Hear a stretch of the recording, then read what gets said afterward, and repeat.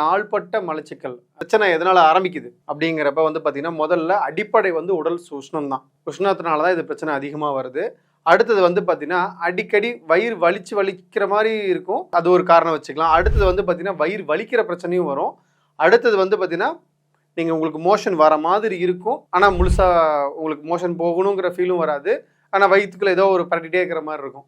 அடுத்தது வந்து பார்த்தீங்க அப்படின்னா நீங்கள் மலம் போனாலுமே உங்களுக்கு ஃபுல்லாக மலம் வெளியேறின ஒரு கம்ஃபர்ட் கிடைக்காது. எப்போவுமே வயிற்றுக்குள்ளே வந்து வாய்வு இருந்துக்கிட்டே இருக்கிற மாதிரி உங்களுக்கு ஒரு ஃபீல் இருந்துக்கிட்டே இருக்கும். நாள்பட்ட அல்சர் இருக்கிறவங்களுக்கு மலச்சிக்கல் பிரச்சனை வரும். ஏன் அப்படின்னா அங்கே குடல் இருக்கு இல்லையா, நம்ம இரைப்பை இருக்கு இல்லையா, இரைப்பையில் போய் உணவு போய் உட்காரும் போதே அங்கே ஆல்ரெடி புண்ணாக இருக்கிறதுனால உணவு செரிக்காது.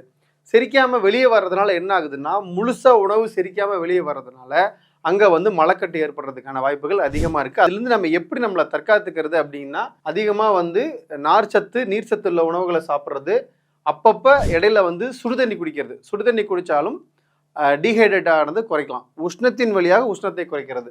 சரியாக ப்ராப்பராக மெடிகேஷன் எடுத்து சரியாக மருத்துவம் எடுத்தால் இந்த கான்ஸ்டிபேஷன் அப்படிங்கிறது ஒரு பெரிய இஷ்யூவே கிடையாது. ரொம்ப எளிமையாக குணமாகக்கூடிய ஒரு சாதாரண பிரச்சனை தான் இந்த மலச்சிக்கல்.